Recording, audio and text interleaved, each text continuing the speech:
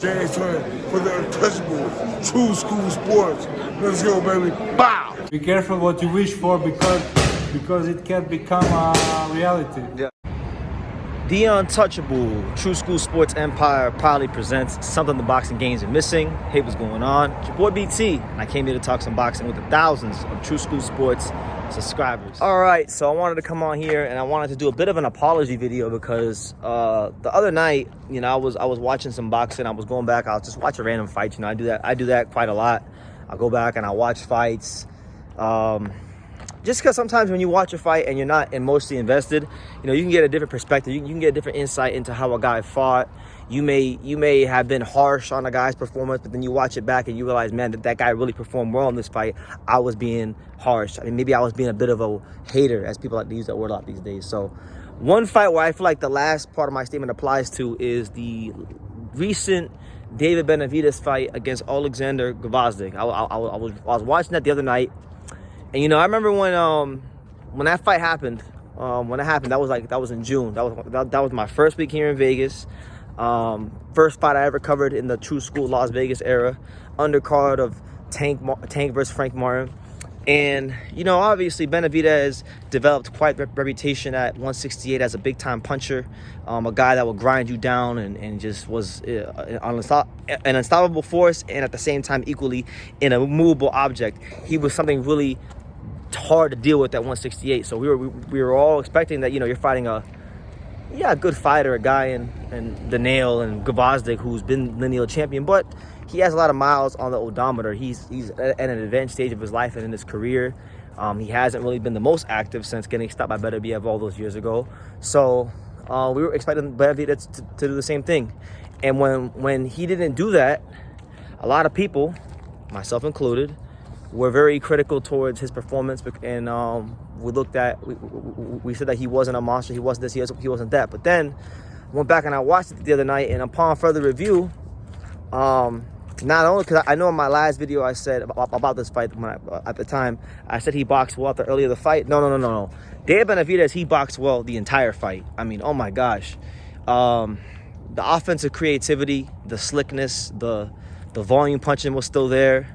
The defense, I mean, he showed a lot of wrinkles to his game that maybe he didn't get a chance to show at 168 because he was so big and he could just mow these guys down. But in this fight, he had a stronger, sturdier guy in Gvozdyk, a guy that could take his punches better, a fighter that has a lot of ring craft, a fighter who's very experienced, and he pretty much shut him out. For all intents and purposes, Benavidez shut down Alexander Gvozdyk, and it was a really good performance. You know, just there were times where Benavidez would throw a punch in one stance, shift into the other, and it was just so smooth, so seamless, you know. So what it actually did, and going back and watching it for me, is it gave me a little bit of encouragement from him. You know, obviously he's gonna have to be better if he fights the winner of Beterbiev versus Bivol. I think it'll be Beterbiev, which I think, by the way, it'd be a dynamite fight for boxing.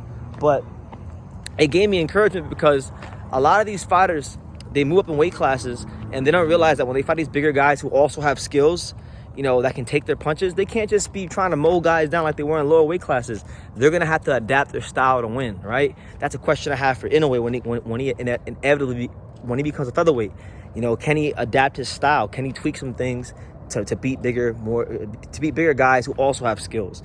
You know, Benavidez is showing right now off the bat that he can adapt his style. There are other tools in his toolbox, and that's an encouraging sign, you know.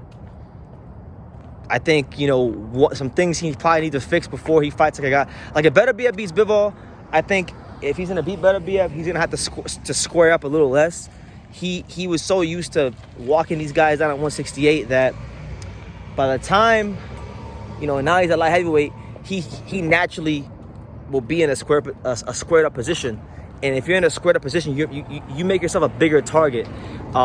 You leave more of the body exposed, you know. So I just think that's something that will fly with a lot of fighters that he may fight, but it will not fly with Beterbiev. He needs to box less in a squared up position, and still, if he can show some of that slickness he showed in the Gvozdyk fight, keep the volume punching up, and you know, really impose that size and youth on him, then I think there's there are some paths to victory for Benavidez against Beterbiev. Now, I'll be honest, I'm not going to move off my pick.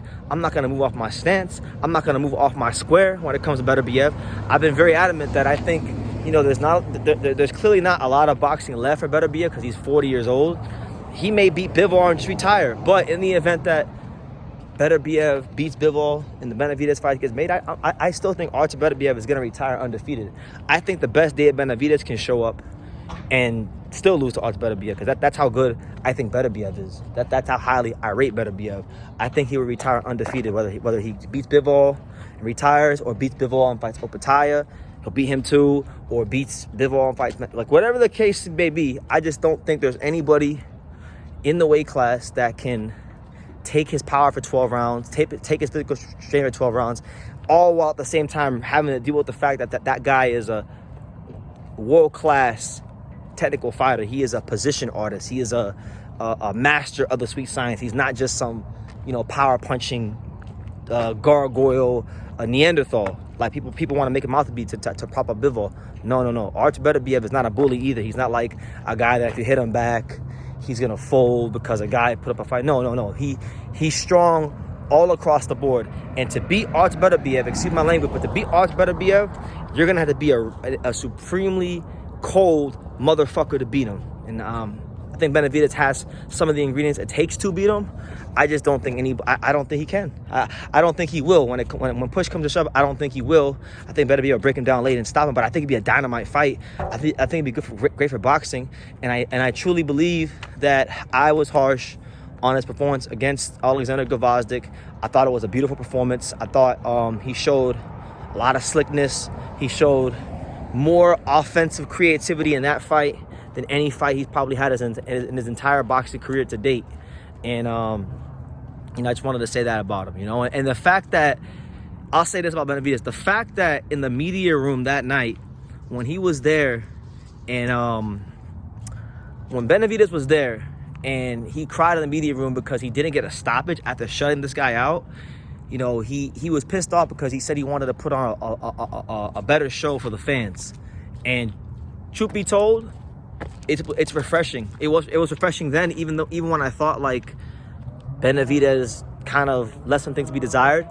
But now going back and watching this fight and seeing how well he fought, and then thinking about what he said in the media room and how he cried because his hand was broke and he wanted a better show for the fans, it's refreshing, man. It's refreshing to get a fighter that actually gives a fuck about the boxing fans, because there's a lot of fighters in boxing. There's been this attitude in boxing these days. Like, think of the guys like Shakur Stevenson, or just think of all these fighters that go on Twitter and talk shit about the boxing fans. The same people that line their pockets and support their fights. They talk shit about the boxing fans and how fans don't understand what fighters go through and this, that, and the third, and they want to bitch and they want to moan. It was refreshing to actually see somebody who cared enough about the paying customer that when he didn't deliver the result he wanted to deliver, it actually hurt him inside. And we need more fighters like that in boxing today. So that's all I wanted to say. You know, a couple months late, but you know, I watch boxing a lot, and sometimes I get better insights when I watch fights when there's absolutely no emotional investment months down the line. So I think this is one of those cases. Shout out to Benavidez. I'm looking forward to the next fight. They're saying Jesse Hart. I don't know. I hope not. But, you know, hopefully he can just stay busy, keep his career going. If it's Jesse Hart, then it's Jesse Hart. If it's Morrell, it's Morrell. Who cares? Just stay active and continue to get better and sharpen the tools. So, yeah. Leave your comments down below. What do you guys think? Make sure you guys take the time to subscribe. And like I say in every single one of these videos, you can love me or you can hate me, but I'm just a kid from Dania. So until next time, take care, guys. Thank you for watching another video on the untouchable True School Sports Empire. I'm at the Boxing Hall of Fame out here in Canterfield, New York. And for more great boxing content just like this video, make sure you click and subscribe right over here.